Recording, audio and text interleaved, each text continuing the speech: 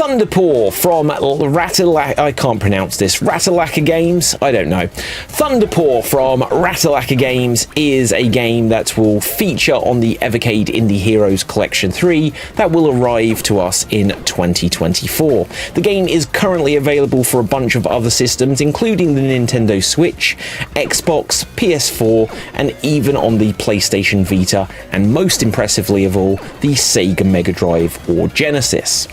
At various points whilst playing it, I considered that the game should be renamed Thunder Paw, the Backtracking Adventure, or Thunder Paw, Joy-Con Drift, or Thunder Paw, Leave Logic at the Door. I'll get to why as we plough into this. There is very little story. You play as a dog, some bad guys set off what looks like a nuclear bomb, and then you have to rescue your family, or something like that. After the opening screens which gave the story, there was no story elements throughout the rest of the game, which just ended with a black screen that says congratulations, and to play again on a higher difficulty. I'm guessing there will be a proper end screen if you complete it on hard mode, and I did it on the standard normal setting. I can be honest, I'm not going to go back to play it on hard. I have many issues with this game, but rather than continue with this review sounding like I'm bashing the game or being sarcastic, I'd rather critique it to highlight where I feel it went wrong and how the game could be fixed to actually be quite fun. First of all is the jumping.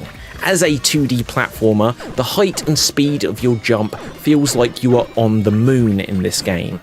It's much too floaty and it makes it hard to time jumps or to dodge bullets that the enemies fire at you, and also to aim your own shots. This brings me to the shooting. Throughout the game you get various new weapons which all have different characteristics, but only really the penultimate one is any good at all. Bullets that you have shot vanish halfway across the screen, whilst the enemy bullets will fly at you across the entire length of the screen. This means that you have to get quite close to the bad guys to shoot them. This isn't the purpose of a gun at all. Guns are long-range weapons. It shouldn't have to be that you get within close range to use them. Then you get a gun which bounces bullets a little bit like Super Mario's Fire Flower. There are no enemies or situations in the game where having bouncing bullets gave you an advantage over ones where you just shoot a straight line bullet. To complete each level, you need to kill all the bad guys in each stage. You can also collect green things for extra continues and dog bones for reasons that I'm not quite sure about. And when you kill baddies, they also drop diamonds, and I have no idea what the purpose of these was either. In what was probably the worst decision when the game was being made, you get a weird shotgun-like recoil every time you shoot a gun, regardless of what type of gun it is. And then it just jolts the character backwards, which is a kind of crazy thing to do in a platformer. It means that every time you shoot, you have to edge forward, and often you can fall off platforms as a result. What makes this more frustrating is that when you shoot enemies, they literally don't react and keep going on their path until they're defeated. Like, how can it be that your character jolts backwards from firing a gun, but the enemy you just shot can walk through the bullets completely unfazed? Also, the final gun you get in the game gives you exploding bullets. The explosion hurts the enemies, but the explosion happens when the bullet has travelled a set distance, instead of when it hits an enemy. This means you can shoot at an enemy, and you'll see the bullets literally fly past them, and then it will explode behind them, whilst they are uninjured. What?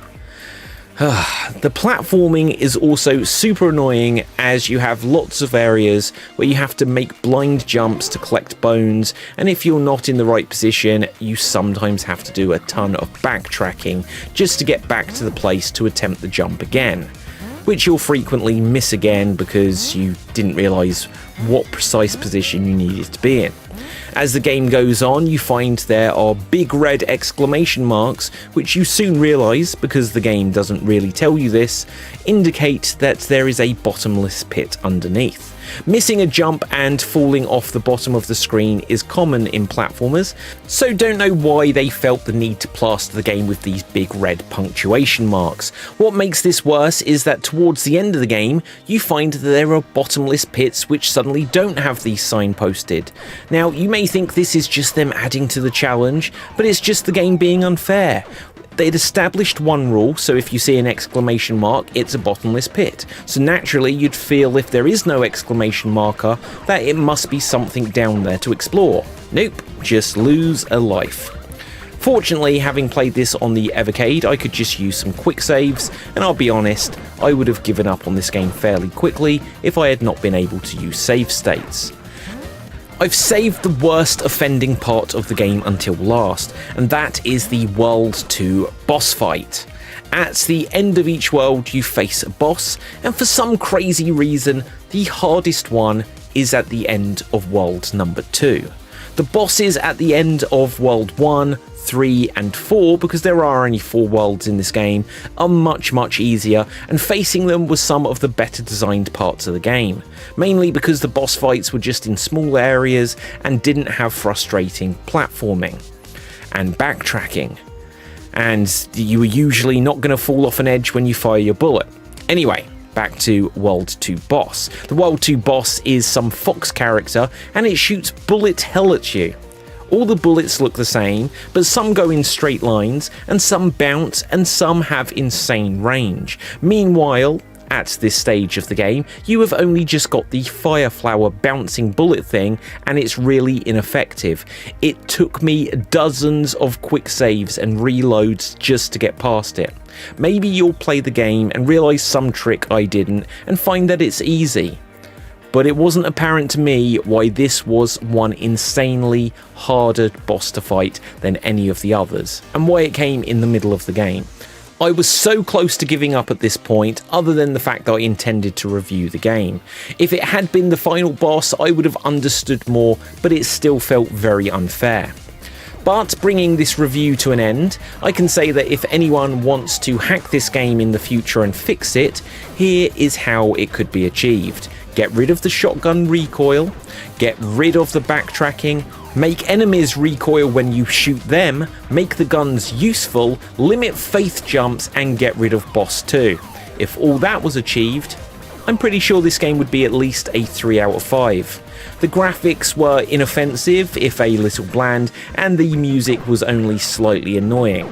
Gameplay and logic are terrible though. This is a generous 1-star review for me.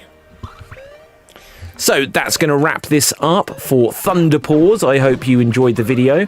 Hope you don't think I was being too harsh, but to be honest, I know this is an indie game. It was just made by one person, but they're going to sell this to us. And even though we got it for free here, I deleted Donut Dodo so I could play this. Ugh.